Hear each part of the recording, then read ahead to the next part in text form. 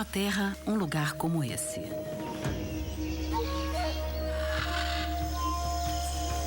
Aqui, o assombroso é banal.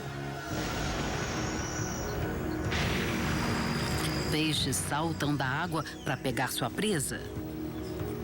Felinos nadam. É o reino da beleza e da brutalidade, onde a adaptação é crucial para a sobrevivência. Esta é a Amazônia selvagem.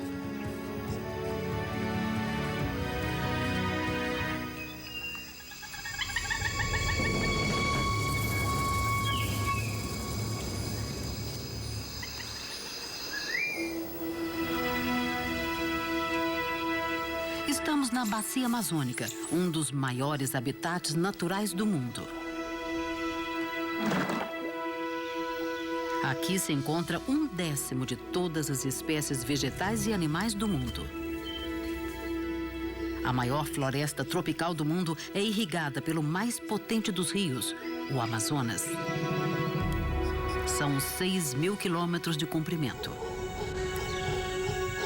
Essa região misteriosa finalmente revela alguns de seus segredos. Nos últimos 10 anos, uma nova espécie é descoberta em média a cada 3 dias. Mas a Amazônia está mudando depressa, ameaçando os animais e as plantas que se desenvolveram aqui durante milhões de anos. Precisamos conhecer melhor esse local notável antes que seja tarde demais.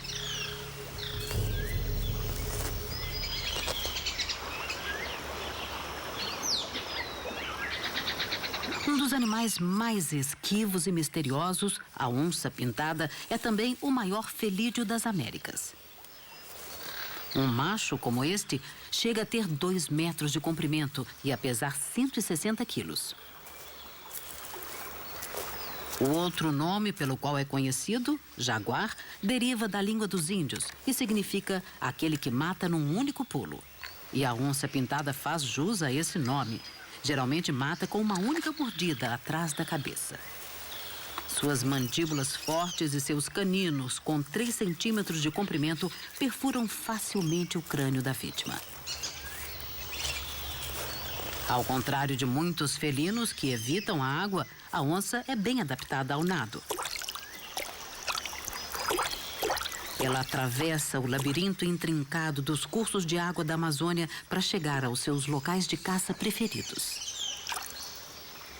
Mas até a onça-pintada tem que tomar cuidado nessas águas lamacentas.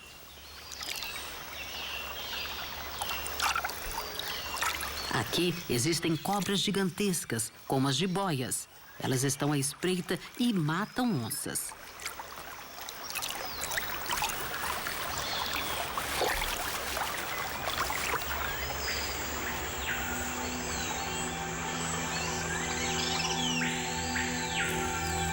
Uma vez em terra firme, elas imediatamente começam a caçar. A onça-pintada tem uma visão penetrante e uma audição aguçada. Mas seus movimentos furtivos também são outra arma importante. É uma inimiga temível para os animais que compartilham seu habitat.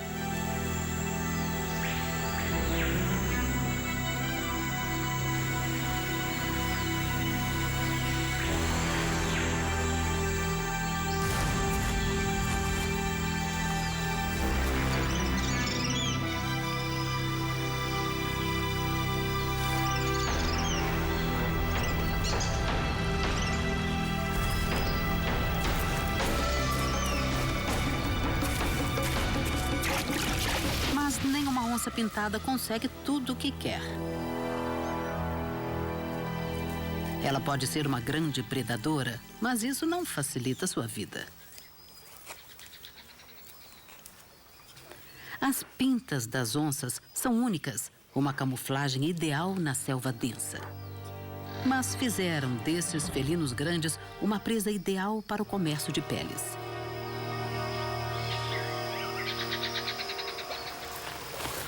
Na década de 1960, mais de 15.000 onças eram mortas a cada ano por causa de sua pele.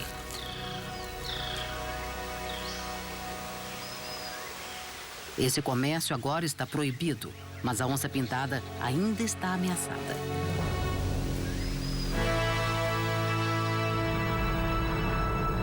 Essas florestas são seu último refúgio.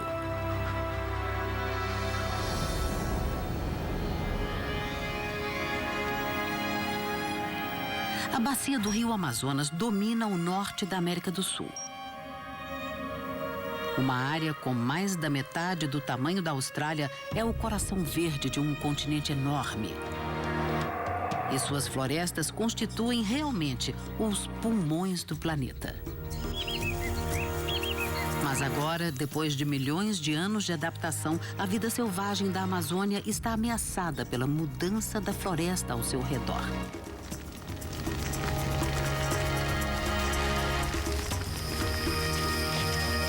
Como o maior predador terrestre aqui, a onça-pintada precisa de 300 quilômetros quadrados de floresta para se desenvolver. Os cientistas fazem o possível para obter uma estimativa melhor da população das onças pintadas, para saber como elas estão vivendo. Se puderem determinar o que está acontecendo com esse grande predador, vão entender melhor a rede interdependente da vida na floresta. Se as onças estiverem se desenvolvendo bem, deve haver muitas presas, o que seria um sinal de que o habitat também é saudável. Mas, primeiro, os cientistas têm que prender um animal. Eles acham que ainda há algumas onças pintadas nessa parte da floresta, mas em 4 anos só capturaram 3. Ou os felinos estão cautelosos demais para se deixarem pegar, ou a população aqui está perigosamente baixa. Eles preparam as armadilhas e agora tem que esperar. As estações mudam até numa floresta tropical. Em dezembro, formam-se as nuvens pesadas, anunciando o início das chuvas fortes. É a última chance para um grupo de aves de atrair a atenção de uma fêmea antes das chuvas. O colorido irapuru laranja age como um semáforo, sinalizando para qualquer fêmea de passagem que ela deve parar e examiná-lo.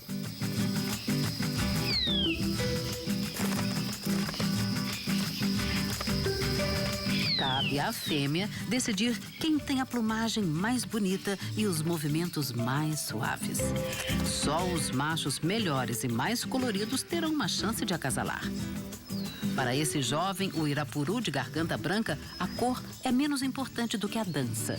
E ele tem o cuidado de manter sua arena em perfeita ordem. Ele perde pontos se houver alguma folha caída.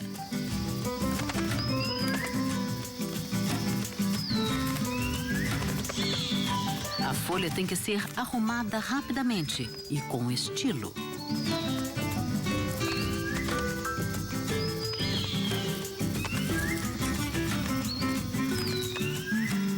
Apesar de tudo, ele não consegue impressionar a fêmea. E pode não ter outra chance nessa estação. Não há tempo a perder.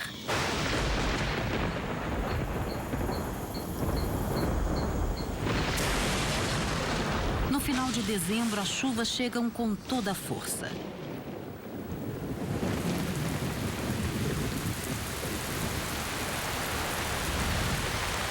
Algumas áreas vão receber 3 metros de chuva em alguns meses.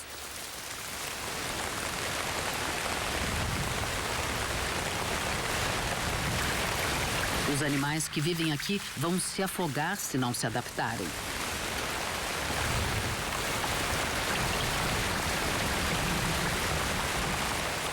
O degelo dos Andes e a chuva da mata tropical lançam mais de 200 bilhões de toneladas métricas nos vales. Nem o Rio Amazonas, o maior reservatório de água doce do planeta, pode conter tanta água. Todos os anos ele inunda suas margens, aumentando sua largura mais de 5 vezes. E alagando uma área com o tamanho do Reino Unido.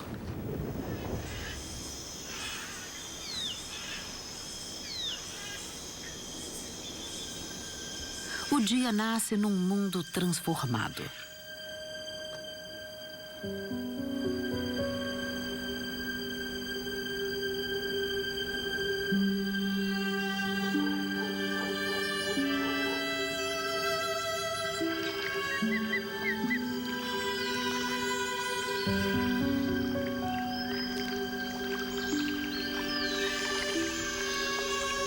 As árvores evoluíram de modo a enfrentar essa inundação anual.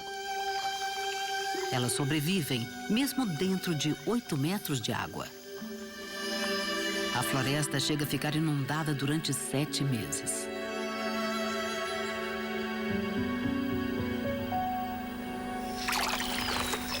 É um transtorno para os animais que vivem no solo da floresta e que têm que ir embora.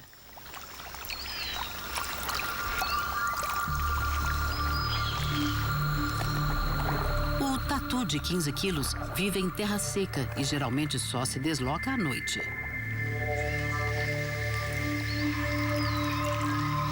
Forçada a sair de sua cova inundada, essa fêmea nada desesperadamente para se salvar. Ela corre um sério perigo. Predadores como o jacaré-açu cruzam os cursos d'água e ela pode afundar com o peso de sua carcaça. Se for preciso, ela consegue prender a respiração por alguns minutos e até andar no leito do rio. Para atravessar esse canal largo, ela engole ar e infla seu estômago, criando um salva-vidas temporário. Mas nadar tanto é exaustivo e rondam predadores famintos.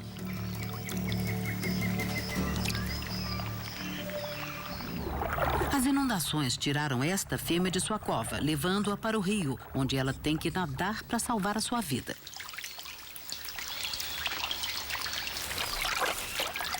Dessa vez ela teve sorte.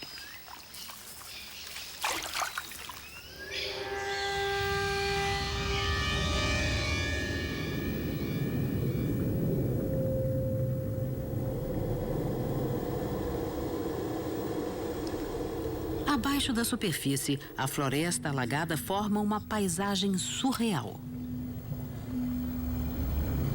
Alguma coisa nada entre os galhos onde as aves antes voavam. É um peixe-boi procurando alimento e abrigo.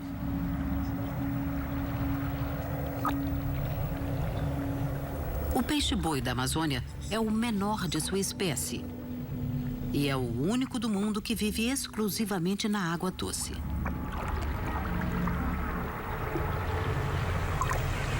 Um metabolismo incrivelmente lento permite que ele fique 20 minutos embaixo d'água até precisar voltar à tona para respirar.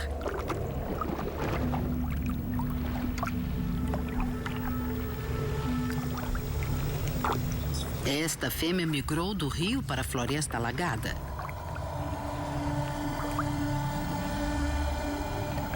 Gramíneas flutuantes e aguapés vicejam nessa época e ela devora a vegetação nova. Ela chega a comer até 15% de seu peso por dia. Muita vegetação ajuda a fêmea de peixe-boi a produzir bastante leite para o filhote.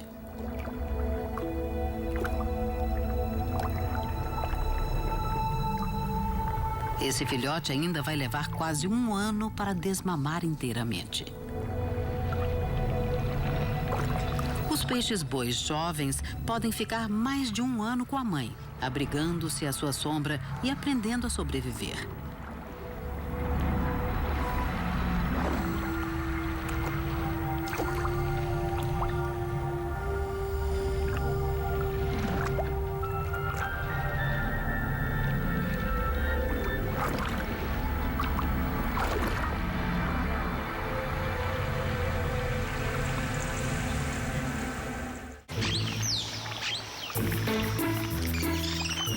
Nesse ambiente luxuriante, a competição por alimento pode ser feroz. Os sobreviventes desenvolveram maneiras de achar comida onde seus rivais falharam.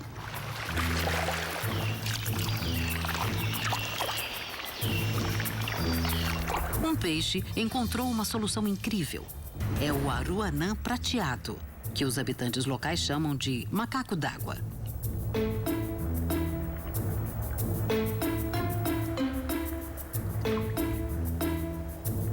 Ele pesca tanto dentro como fora da água.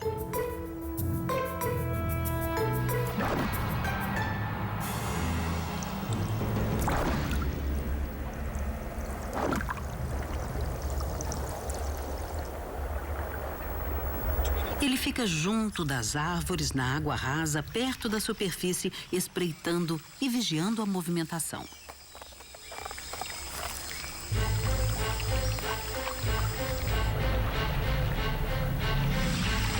Quando localiza o alvo, o aroanã sai da água e salta no ar.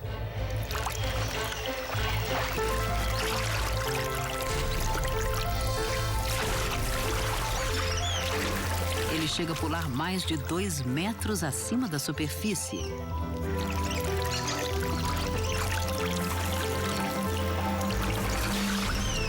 E obtém uma vantagem crucial na corrida pelo alimento.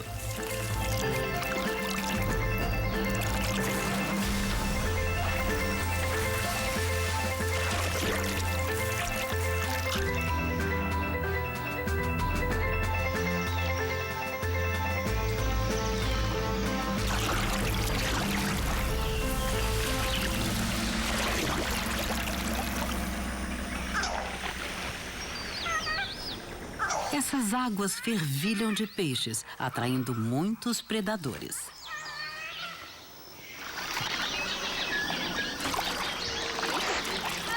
A Amazônia é o último bastião para as ariranhas gigantes, uma espécie ameaçada que chega a atingir quase 2 metros de comprimento. Elas vivem e caçam em grupos grandes. Esse grupo de 10 animais é uma família extensa, encabeçada pela mãe e pelo pai. O bando é bem-vindo para os índios caiapós, que vivem rio abaixo. Assim como os peixes que comem, as ariranhas gigantes só se desenvolvem em rios limpos e saudáveis. Sua sobrevivência está sendo ameaçada à medida que o maior rio do planeta se torna mais poluído.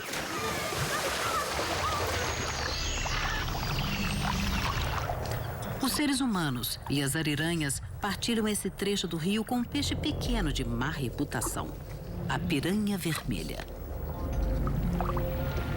A piranha tem uma boca cheia de dentes afiados como navalhas, e quando se juntam na fúria para se alimentar, elas chegam a dilacerar uma vítima em segundos. Um peixe ferido, descartado pelas ariranhas, torna-se uma vítima conveniente.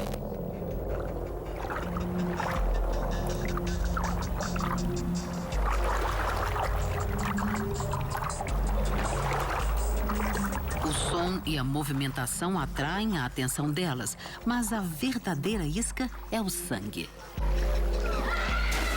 Os caiapós sabem que é seguro para eles nadar aqui. Apesar do que se diz, as piranhas não se interessam muito por seres humanos.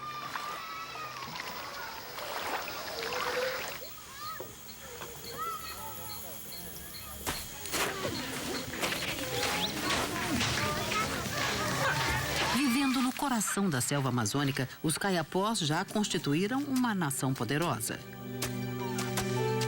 Hoje, esses índios são alguns dos poucos milhares que restaram, vivendo em assentamentos ao longo do rio. Eles se consideram parte da floresta, como os animais com quem convivem.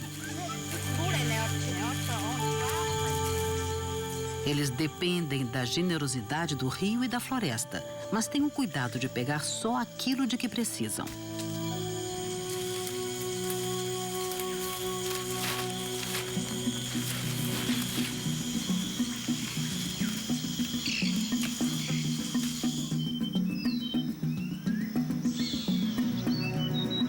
Nessa estação, os rios alagados constituem o único caminho para se penetrar na selva densa. Hoje, 2 anciões da aldeia estão caçando um animal que apreciam muito e eles o encontraram.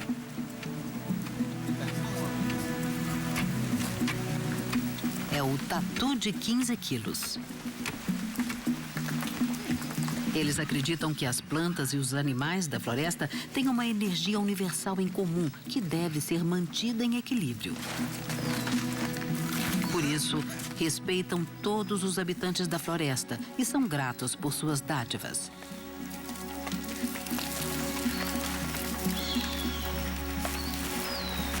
Assim, enquanto voltam para casa com sua presa, os anciões cantam para o espírito do tatu.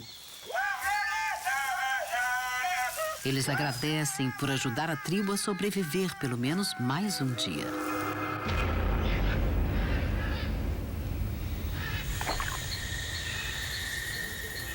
A beleza e a fartura da Amazônia muitas vezes mascaram perigos ocultos e também segredos tenebrosos. As plantas têm espinhos e podem ser venenosas, como muitos animais.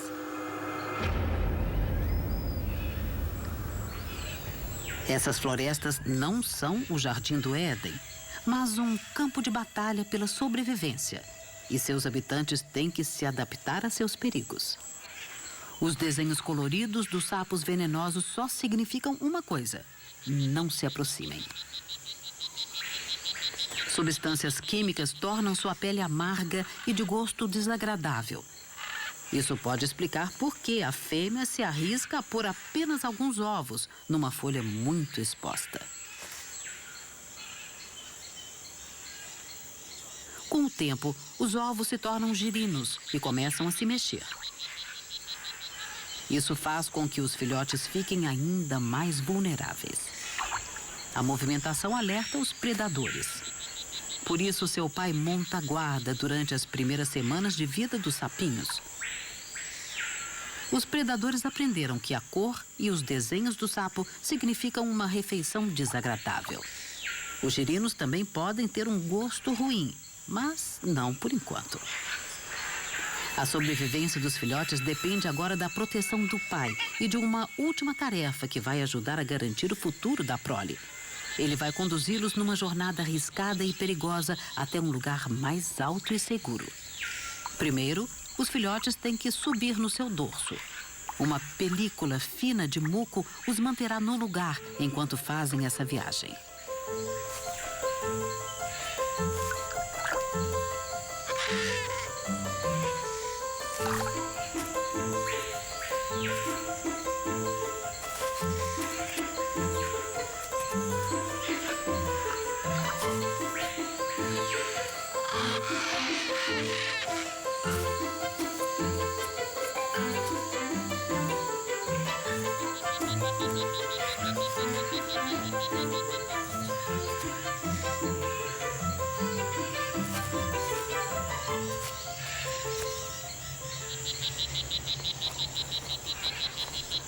Poças de água da chuva formadas nas bromélias proporcionam um esconderijo seguro para os girinos em desenvolvimento.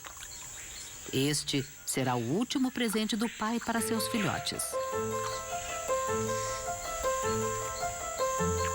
Só agora ele finalmente os deixará.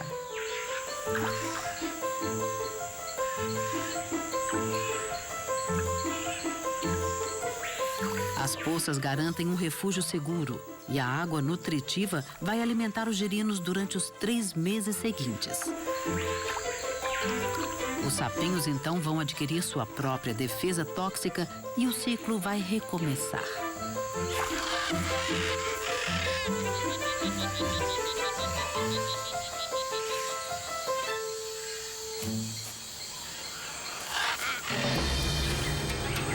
A estufa da biodiversidade revela lentamente seus segredos.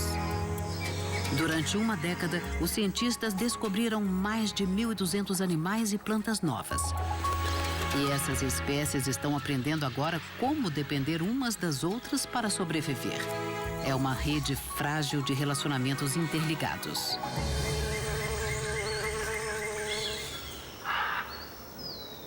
Durante as chuvas pesadas, muitas árvores da floresta tropical florescem. Seu néctar rico atrai abelhas e outros insetos.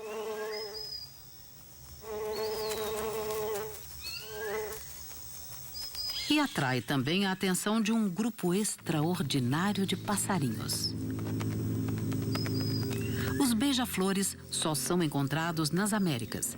Seus bicos e suas línguas são adaptados especialmente para penetrar nas flores e extrair o néctar doce. As plantas desenvolveram formas de flores adequadas, permitindo que os beija-flores as polinizem enquanto se alimentam. Essas avezinhas chegam a pesar menos de 2 gramas, quase como 2 clipes para papel. Mas podem bater as asas até 80 vezes por segundo, e sua capacidade de pairar enquanto se alimentam numa flor não é equiparada de nenhum outro passarinho. Para prover tanta velocidade, algumas aves chegam a visitar 20 flores por minuto. Elas são atraídas por flores vermelhas, laranja e amarelas, porque fornecem o néctar mais doce, que dá mais energia.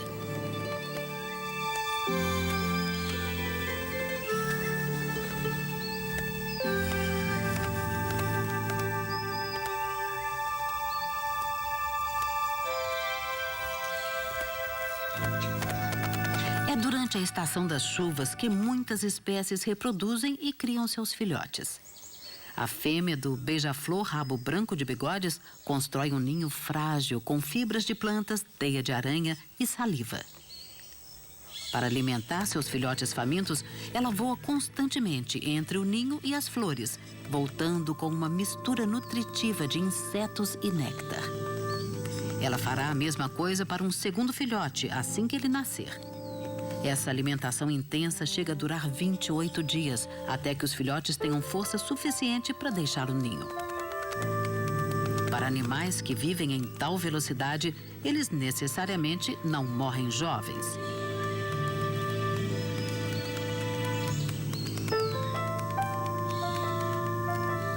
Essa mãe ainda pode procriar por mais 4 anos.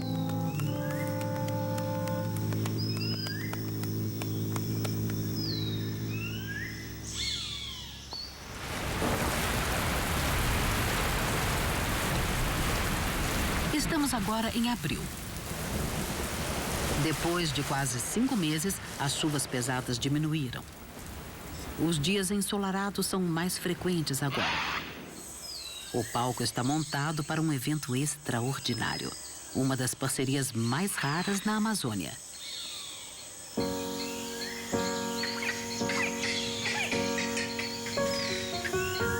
As lagoas alagadas na borda da floresta tropical proporcionam um lar ideal para um gigante que flutua. A Vitória Régia é realmente um colosso. É a segunda maior planta de folha única do mundo. Ela cresce depressa, até 25 centímetros por dia, e chega a aguentar 60 quilos. Esse jacaré de 2 metros utiliza-se dela para tomar sol. E as folhas formam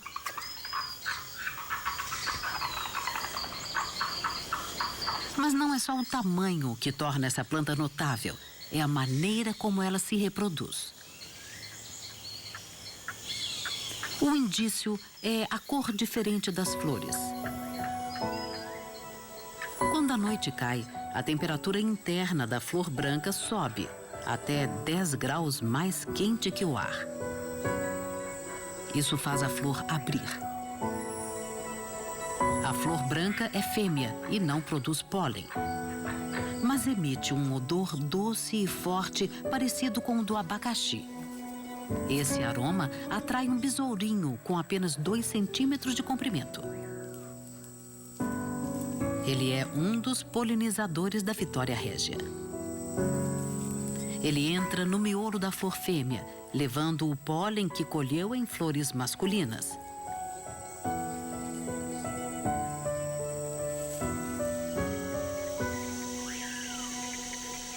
Quando o alvorecer se aproxima, a flor esfria e fecha, prendendo os besourinhos que ainda estiverem dentro.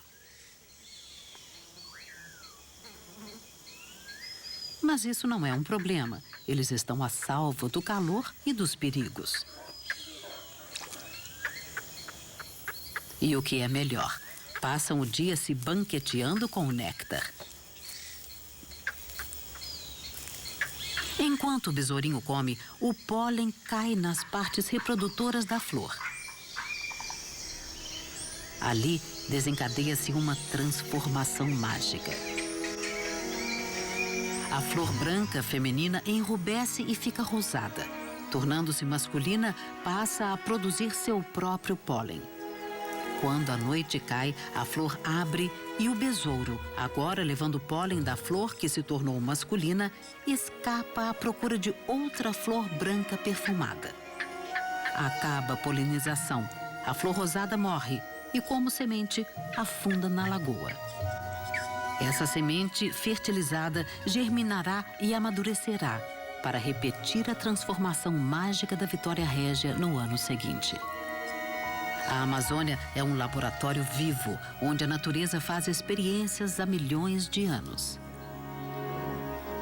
Mas a destruição do habitat está desfazendo o trabalho da natureza e arriscando a sobrevivência de muitas espécies. Conhecer a situação dos maiores predadores é uma boa maneira de avaliar a saúde da floresta. É por isso que os cientistas, há 4 anos, tentam rastrear e estudar as onças pintadas que vivem aqui. Mas até agora só conseguiram capturar 3. A pesquisa que fazem não é suficiente, por isso adotaram uma solução criativa. Usam uma tecnologia que promete pouco. Um aparelho MP3 e alto-falantes transmitem o rugido da onça pintada na selva.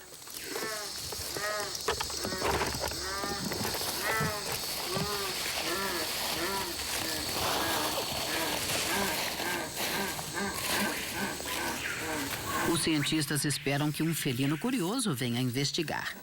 É uma tentativa, mas eles estão sem opções e as onças pintadas estão acabando.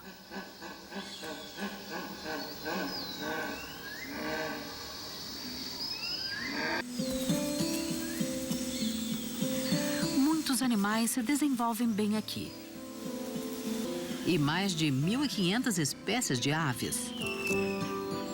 Mas os que têm mais êxito são os insetos. Um único quilômetro quadrado pode conter 30.000 espécies. Mas nenhum é mais prolífero do que as formigas. Elas mudaram muito pouco desde o tempo dos dinossauros e hoje constituem mais de 30% do peso total dos animais da Amazônia. Elas exploram todas as partes da selva. Estão sob o solo da floresta, no alto das árvores e em todos os lugares entre um e outro. As formigas consomem mais vegetação na Amazônia do que qualquer outro animal. E a embaúba é muito vulnerável ao seu ataque. Ao contrário de muitas árvores na Amazônia, suas folhas não são venenosas, mas ela também não é indefesa. A embaúba desenvolveu uma estratégia de sobrevivência que acolhe uma formiga, embora o relacionamento não pareça começar bem. A formiga da embaúba faz um buraco na área macia do galho da árvore. Imediatamente começa a fazer câmaras ocas dentro dele. É um lugar perfeito para criar um exército inteiro de formigas. As operárias cuidam da rainha enquanto ela põe seus ovos preciosos. Os ovos são colocados juntos e vão constituir a próxima geração.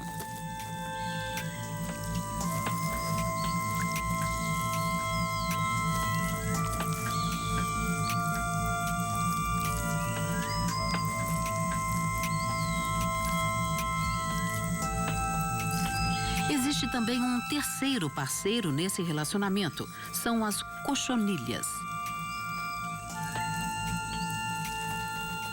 Elas se alimentam com os açúcares encontrados na parte interna da casca das árvores. Quando as formigas manipulam as cochonilhas, um pouco desse açúcar escorre de seus corpos e é comido pelas formigas. Mas por que será que a árvore tolera essas invasoras?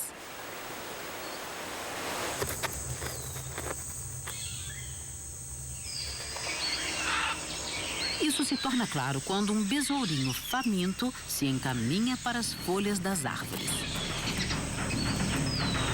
A movimentação nos galhos alerta as formigas. As operárias se mobilizam, reagindo imediatamente. Elas localizam seu alvo e atacam.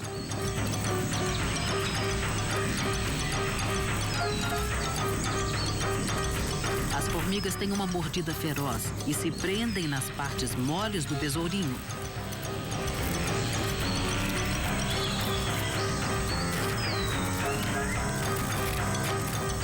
Ele logo fica coberto de formigas.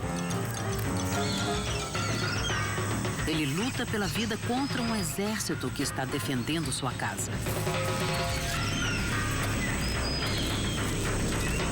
A única saída para o besourinho é uma retirada rápida. As formigas podem desfrutar da hospitalidade da árvore desde que tirem apenas aquilo de que precisam. E a árvore tem sua própria defesa. É uma parceria perfeita para a sobrevivência.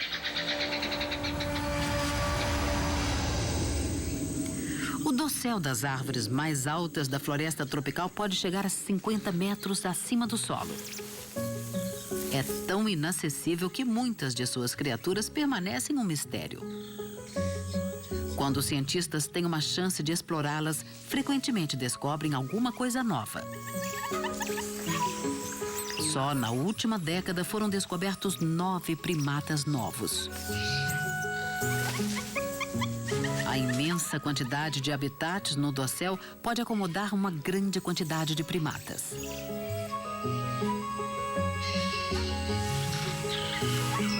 Saguis minúsculos do tamanho de um coco convivem com macacos gritadores de 8 quilos. Um dos que tem a aparência mais estranha é o uacari vermelho, que tem a cor de um sapo venenoso. Os habitantes locais o chamam de macaco inglês, porque o rosto vermelho parece o de um estrangeiro pálido que tomou muito sol. Na verdade, o rosto vermelho tem uma finalidade importante. Quanto mais forte for a cor, mais saudável é o animal. É um sinal essencial na escolha de um parceiro. Quando as árvores frutificam, os uacares passam a maior parte do tempo se alimentando na parte superior do dossel.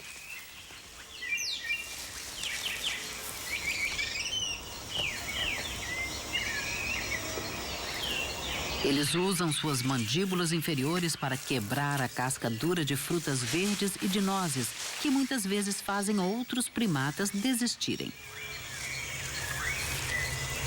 Seus rabos curtos são raros entre os macacos da Amazônia. Mas isso não os impede de movimentar-se nas árvores com facilidade.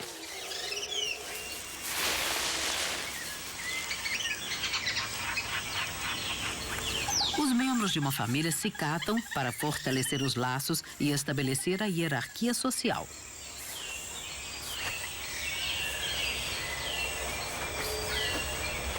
Essa hierarquia é fundamental para unir o bando.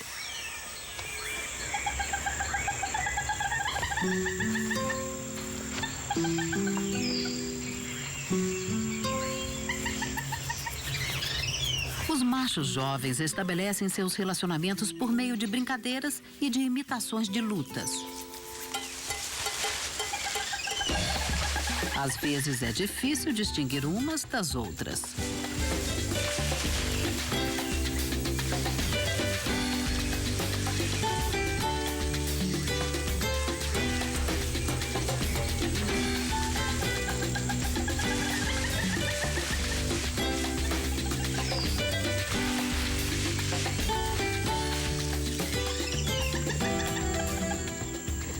Essas brincadeiras têm uma finalidade: ajudar os jovens a desenvolver a habilidade de que precisarão para sobreviver nas árvores.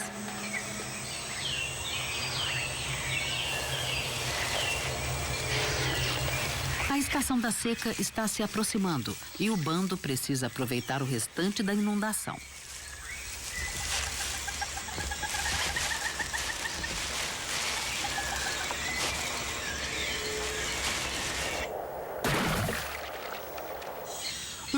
fluido fornece um banquete para um tambaqui à espreita na água rasa abaixo.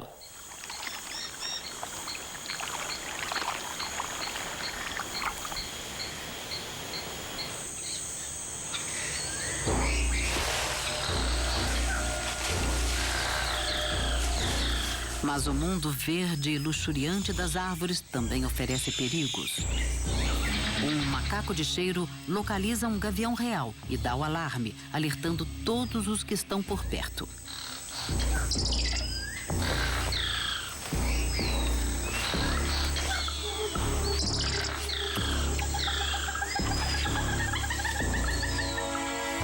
O gavião real gigante está bem adaptado à vida no dossel espesso. É muito bem capaz de arrebatar um macaco no galho.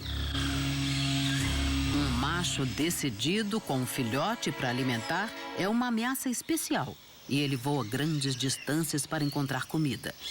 Seu ninho fica a mais de 3 quilômetros de distância no alto de uma árvore gigantesca.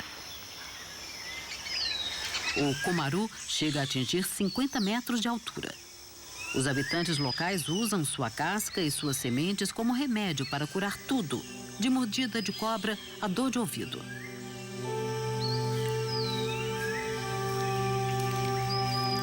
Uma fêmea do gavião real e o seu filhote ocupam um ninho na segurança de sua copa. Ela é realmente imensa. É a maior ave de rapina das Américas, com uma envergadura de asa que chega a 2 metros. Suas garras são tão grandes quanto as dos ursos pardos e podem prender uma presa com a metade de seu peso. Apesar de seu tamanho e de sua força, o filhote corre o risco de ser atacado por muitos inimigos, inclusive moscas transmissoras de doenças.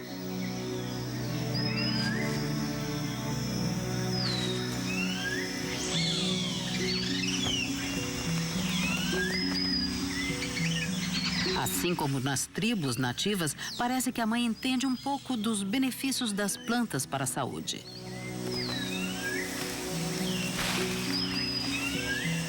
Ela traz frequentemente galhos finos e ramos verdes para refrescar o ninho.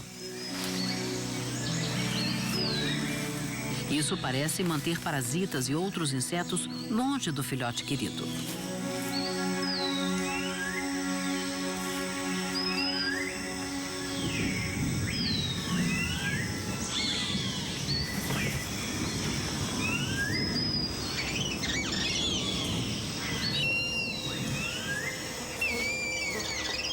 Mas há outras ameaças para as quais ela não tem defesa.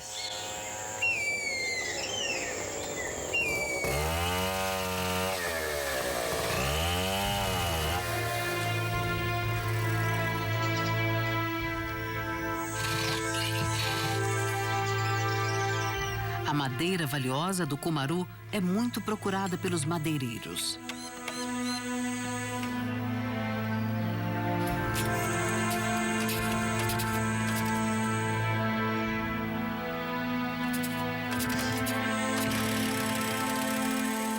O homem pode não ser o rei dessa selva, mas pode reinar com uma serra de cadeia na mão.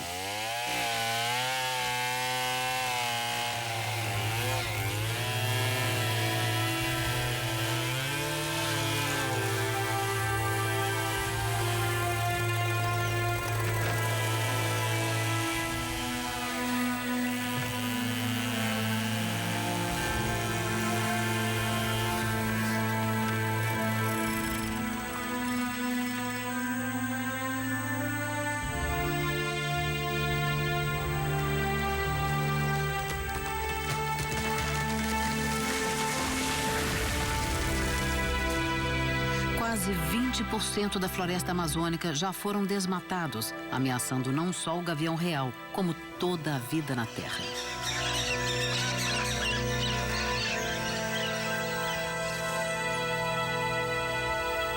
A floresta é um grande depósito de carbono. Sua destruição lançaria quantidades enormes de dióxido de carbono na atmosfera. E isso contribui para a mudança climática global. Com o desaparecimento das árvores, cresce a ameaça no planeta. E a vida selvagem na Amazônia corre grande risco.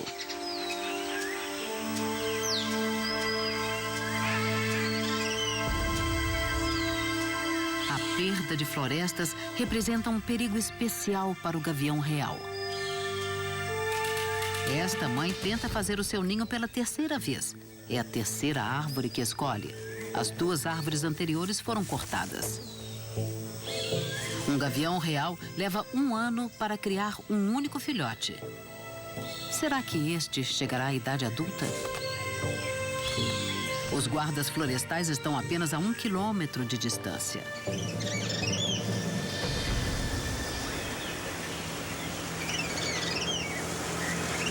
A estação muda e agora começa a seca. Os níveis d'água estão caindo.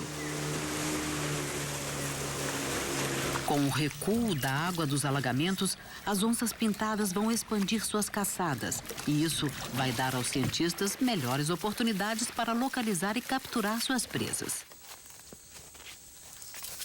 Eles querem saber mais sobre o comportamento dos grandes felinos e avaliar a saúde geral nessa parte da Amazônia.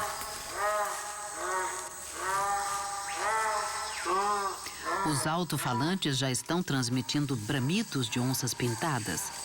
Talvez essa simples tecnologia faça toda a diferença. Eles não terão que esperar muito mais. Agora, capturaram uma onça pintada no vigor de sua juventude. Ela logo estará pronta para procriar. E se o resultado for bom, constituirá um verdadeiro teste da saúde do ambiente. Eles precisam sedá-la rapidamente e com toda a segurança.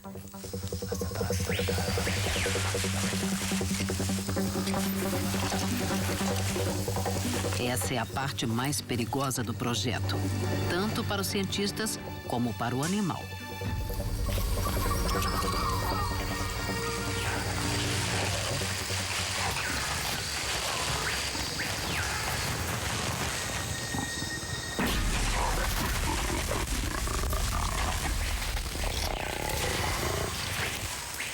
Os anestésicos logo fazem efeito. Agora eles podem colher todas as informações de que precisam.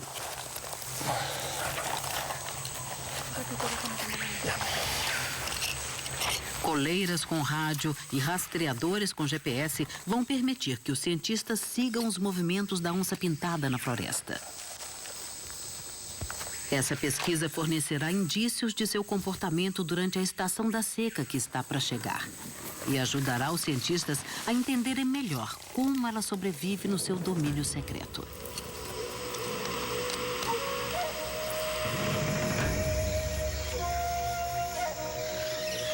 A compreensão que eles adquirirem vai ajudar a garantir o futuro da própria floresta.